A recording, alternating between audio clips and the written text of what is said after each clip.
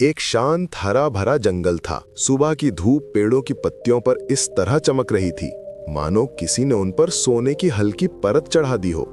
हवा में हल्की ठंडक थी और पक्षियों की मधुर चहचहाहट से माहौल बेहद सुहावना बन गया था। उसी जंगल में रहती थी एक छोटी सी मगर बेहद मेहनती चींटी।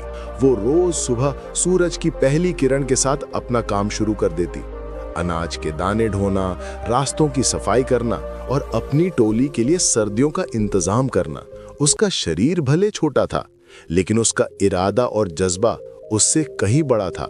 उसी जंगल में एक टिड्ढा भी रहता था, हरा, फुर्तीला, खुशमिजाज, लेकिन बहुत ही बेफिक्र। वो दिन भर कूदता फिरता, पेड़ों की डालियों पर झूमता और गाना गाता रहता। उसे न कल की चिंता थी, न आने वाले मौसम की परवाह। दोनों की मुलाकात। एक दिन चींटी अपने सिर पर अनाज का भारी दाना लिए जा रही थी। तभी टिड्ढा उछलता कूदता उसकी तरफ आया और बोला, अरे चींटी, ये क्या हर समय काम ही करती रहती हो?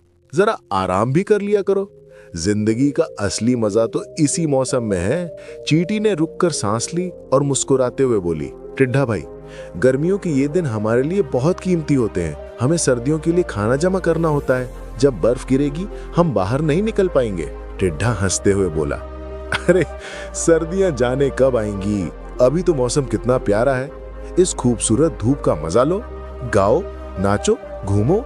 लेकिन चींटी ने शांत स्वर में कहा, मजा बाद में भी लिया जा सकता है, लेकिन मेहनत का समय दोबारा नहीं मिलता। ये कहकर वो धीरे धीरे आगे बढ़ गई। समय बीतता गया, दिन गुजरते गए, गर्मियों की धूप तेज होती गई। चींटी लगातार मेहनत करती रही।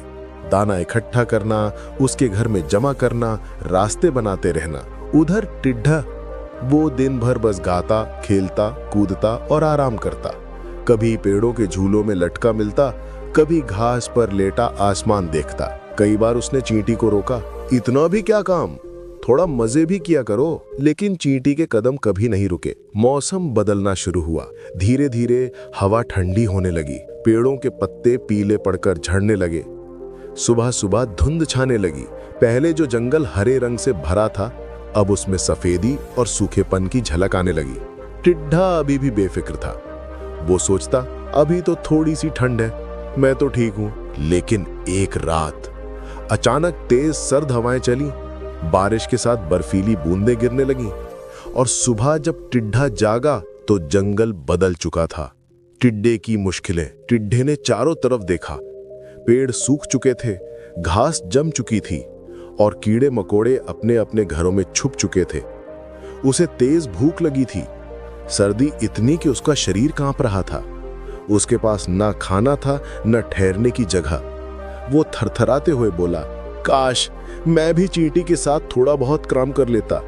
काश मैंने समय पर तैयारी कर ली होती। थका हारा टिड्ढा धीरे धीरे चींटी के घर की तरफ चल पड़ा। चींटी का घर। जैसे ही वो चींटी के घर पहुंचा, उसे अंदर से रोशनी और गर्माहट का एहसास हुआ। चींटियों का परिवार आराम से बैठकर खाना खा रहा था, बातें कर रहा था और सर्दियों का आनंद ले रहा था। टिड्डे ने झिझकते हुए दरवाजा खटखटाया। ठक ठक। चींटी बाहर आई और जैसे ही उसने टिड्डे को देखा, उसका दिल पसीज गया। टिड्डे का शरीर जमा हुआ था, उसकी आंखों में पछतावा और कमजोरी साफ दिख रही थी। चींटी बोली, अंदर आ जाओ टिड्डा, पहले आग के पास बैठो। टिड्डे की आंखों में आंसू आ गए। वो बोला, मुझे माफ कर दो, मैंने गर्मियों में तुम्हारा कहा नहीं माना, मैं सिर्फ खेलता रहा। चींटी ने प्यार से कहा, गलतियां हर किसी से होती हैं, लेकिन जो उनसे सीख ले वही समझदार कहलाता है। उसने टिड्डे को खाना दिया, उसे गर्म जगह दी और उसकी मदद की। सीख और बदलाव। कई दिनों तक टिड्डा चींटी के घर में रहा। धीरे धीरे उसकी तबीयत ठीक होने लगी। सर्दियों के बाकी दिन उसने चींटी से बहुत कुछ सीखा। अनुशासन, मेहनत, समय की कीमत और जिम्मेदारी। सर्दियां खत्म होते ही टिड्डा बोला, चींटी, तुम सिर्फ मेरी मदद नहीं की, तुमने मुझे जिंदगी समझा दी।